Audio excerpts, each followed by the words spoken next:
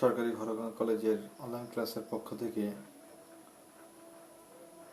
ব্যবসা শিক্ষা বিভাগের একাদশ এবং দ্বাদশ শ্রেণীর সকল শিক্ষার্থীদের জানাই আন্তরিক শুভেচ্ছা এবং অভিনন্দন।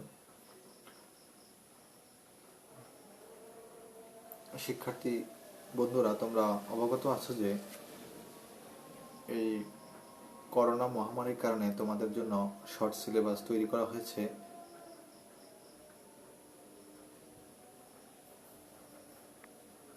আমরা নতুন একটি অধ্যায় নিয়ে আজকে আলোচনা করব।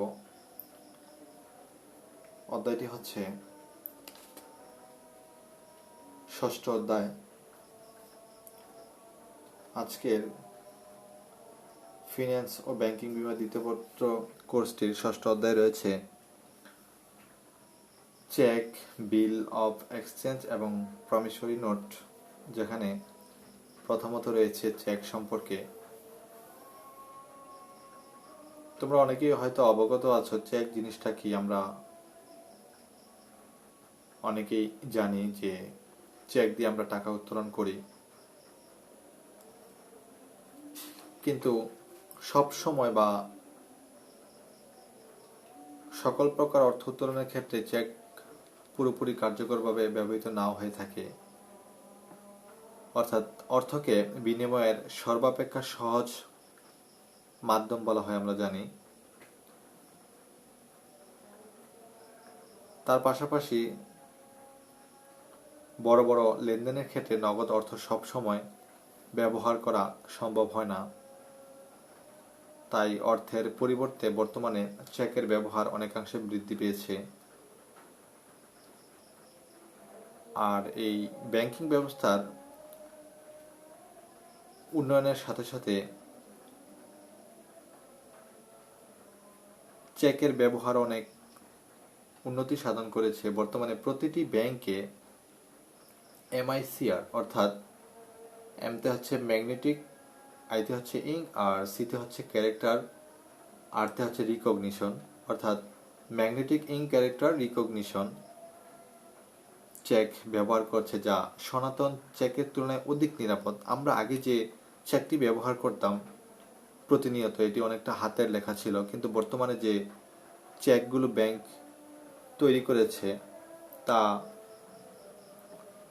এক ধরনের খুবই সূক্ষ্ম কালি ব্যবহার করে। অর্থ স্থানান্তরের জন্য চেক ব্যবহৃত হলেও ব্যবসায়িক লেনদেন সহজ করার জন্য বিল অফ এক্সচেঞ্জ অর্থাৎ বিনিময় বিল এবং প্রমিসরি নোট অনেক ব্যবহার বৃদ্ধি পেয়েছে। আমরা আজকে জানব চেক জিনিসটা কি। শিক্ষার্থীরা লক্ষ্য করবে, তোমাদের দেখার সুবিধার্থে আমি লিখে দিয়েছি। চেক বলতে সাধারণত ব্যাংক হতে অর্থ উত্তোলনের জন্য যে ছাপানো ফর্ম ব্যবহৃত হয় তাকেই চেক বলে। এখানে একজন অর্থনীতিবিদ বা অধ্যাপকের কথা বলা হচ্ছে, যে অধ্যাপক জন হেনরি বলেছেন যে প্রস্তুতকারক কর্তৃক স্বাক্ষরিত নির্দিষ্ট পরিমাণ অর্থ চাওয়া মাত্র পরিশোধের জন্য ব্যাংকের প্রতি যে লিখিত আদেশ থাকে তাকেই চেক বলা হয়। আমরা জানি চেকের কিছু অপরিহার্য বৈশিষ্ট্য রয়েছে। প্রথমত রয়েছে বিনিময়ের মাধ্যম। বিনিময়ের মাধ্যম বলতে আমরা বুঝে থাকি যে নগদ অর্থের পরিবর্তে চেক ব্যবহার করে বিভিন্ন ধরনের লেনদেন করা যায়,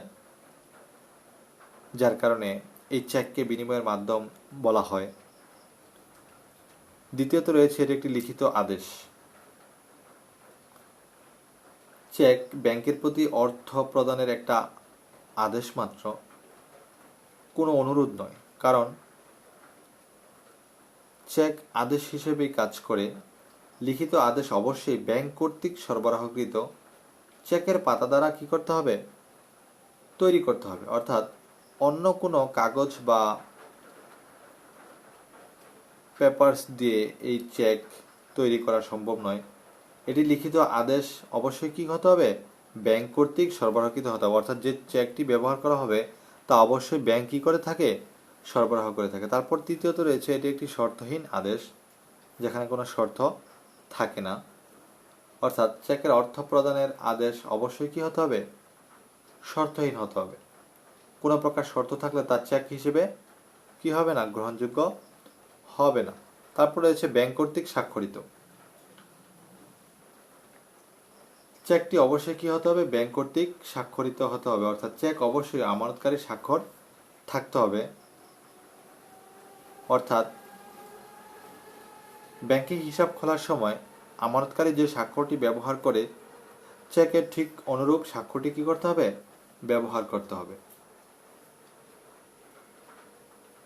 উক্ত স্বাক্ষরটি ব্যাংক রক্ষিত নমুনা স্বাক্ষরের মতো হতে হবে, কারণ ব্যাংকে এই স্বাক্ষর দেখে তা মিলিয়ে কি করে থাকে? অর্থ পরিশোধ করে থাকে। অর্থাৎ যে স্বাক্ষরটির সাথে যদি মিল না থাকে তাহলে ব্যাংক চেকটি কি করে থাকে? ফেরত দিয়ে থাকে। তারপরে হচ্ছে আমানতকারী কর্তৃক প্রস্তুতকৃত। অর্থাৎ চেকটি অবশ্যই কে প্রদান করবে? আমানতকারী প্রদান করবে। অর্থাৎ ব্যাংক যার একটি হিসাব বা অ্যাকাউন্ট আছে এবং তাতে অর্থ জমা রাখে তাকে একমাত্র আমানতকারী হিসেবে চেক প্রস্তুত করে বা ইস্যু করে এবং তাকেই তা প্রস্তুত করার ক্ষমতা প্রদান করা হয়। অর্থাৎ আমানতকারী তার হিসাবে যদি অর্থ জমা রাখে তাহলেই তা কি করতে পারে? প্রস্তুত করতে পারে। তারপরে রয়েছে সহজে হস্তান্তরযোগ্য।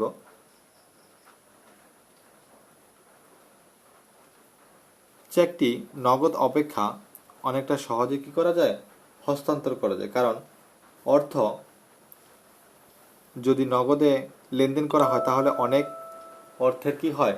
সমাগম হয়। এতে অনেকটা ঝুঁকির সম্ভাবনা থাকে, যা সহজে কি করা যায় না? একে অপরের সাথে বিনিময় বা হস্তান্তর করতে পারে না। কিন্তু চেকের মাধ্যমে তা অনেকটাই কি হয়েছে? সহজ হয়েছে। শুধুমাত্র প্রদান বা অনুমোদনের মাধ্যমে চেক সহজে কি করা যায়? হস্তান্তর করা যায়। তারপর তারিখের যে বিষয়টি, আমরা জানি যে চেকের মধ্যে একটি নির্দিষ্ট কি থাকে? তারিখ থাকে। চেকে অবশ্যই ইস্যুর নির্দিষ্ট তারিখ কি থাকতে হবে? উল্লেখ থাকতে হবে। অর্থাৎ যে দিন চেকটি ইস্যু করা হবে ওই তারিখটা অবশ্যই থাকতে হবে। তারিখবিহীন চেক ব্যাংক কি করে না? গ্রহণ করে না। অর্থাৎ ব্যাংকের লেনদেনের ক্ষেত্রে অবশ্যই চেকের মধ্যে ওই দিনের তারিখ উল্লেখ করতে হবে। অর্থাৎ চেক অবশ্যই তারিখ থাকবে। তারিখবিহীন চেক মূলত ব্যাংক কি করে না? গ্রহণ করে না বা সেই চেকে কোনো অর্থ প্রদান করে না। তারপর নির্দিষ্ট শাখায় উপস্থাপনের যে বিষয়টি, অর্থাৎ চেকটি অবশ্যই কি করতে হবে? নির্দিষ্ট শাখায় উপস্থাপন বা প্রদান করতে হবে। অর্থাৎ চেকের মাধ্যমে বা চেকে পরিশোধের জন্য চেক অবশ্যই কি করতে হবে? যথাসময়ে এবং নির্দিষ্ট ব্যাংকের নিকট বা নির্দিষ্ট ব্যাংক শাখায় উপস্থাপন করতে হবে। অনলাইন ব্যাংক হলে যে কোনো শাখায় চেক উপস্থাপন করার মাধ্যমে অর্থ উত্তোলন করা যায়।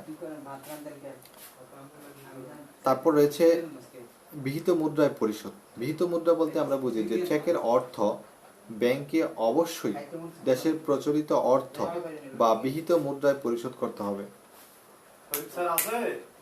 তারপরে আরেক যে একটি বিষয় রয়েছে তা হচ্ছে বাংলাদেশের গৃহীত মুদ্রা বলতে আমরা বাংলাদেশের গৃহীত মুদ্রার নাম টাকা। এরকম অনেক দেশ রয়েছে, বিভিন্ন নাম থাকে। তাই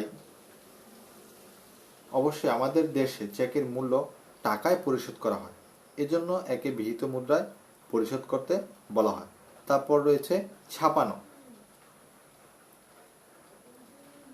চেক অবশ্যই ব্যাংক কর্তৃক ছাপানো হতে হবে। যদি আমি ব্যক্তিগতভাবে কোনো চেক তৈরি করি বা ছাপিয়ে ব্যাংকে উপস্থাপন করি তাহলে ব্যাংক এটি কি করবে না? গ্রহণ করবে না। চেকটি অবশ্যই ব্যাংক কর্তৃক ছাপানো হতে হবে। নিজে ছাপানো বা তৈরি কোনো চেক ব্যাংকে তা গ্রহণযোগ্য নয়। তারপর আরো একটি বিষয় রয়েছে যেটি মেয়াদ। অর্থাৎ একটি চেক ইস্যু করার 6 মাস অর্থাৎ 180 দিন পর্যন্ত আমরা জেনে থাকি যে এর মেয়াদ থাকে। 6 মাস অতিক্রম হলে চেকটি আর কোনো মূল্য থাকে না, যাকে আমরা বাসি চেক হিসেবে ধরে থাকি। এই জাতীয় চেকের টাকা পরিশোধ করলে ব্যাংক অনেকটা দায়বদ্ধ থাকে, অর্থাৎ কোনো একটি চেক ইস্যু করার 6 মাস পর্যন্ত মেয়াদ থাকে। এরপরে যদি কোনো চেক উপস্থাপন করা হয়, ব্যাংক যদি তা পরিশোধ করে থাকে, তাহলে এখানে ব্যাংক অনেকটা দায়বদ্ধ থাকে। তাই আমরা বলতে পারি যে চেক অর্থ প্রদানের একটি লিখিত আদেশ। এই আদেশ শুধুমাত্র আমানতকারী কি করতে পারে? প্রদান করতে পারে। তো এ ছিল আজকের আমাদের আলোচনার বিষয়বস্তু। শিক্ষার্থী বন্ধুরা, তোমরা অবশ্যই এই বিষয়টি ভালোভাবে পড়াশোনা করবে এবং অনেকটা জানতে পারবে। তোমরা সবাই ভালো থাকো এবং সুস্থ থাকো, এই আশায় ব্যক্ত করছি। আসসালামু আলাইকুম।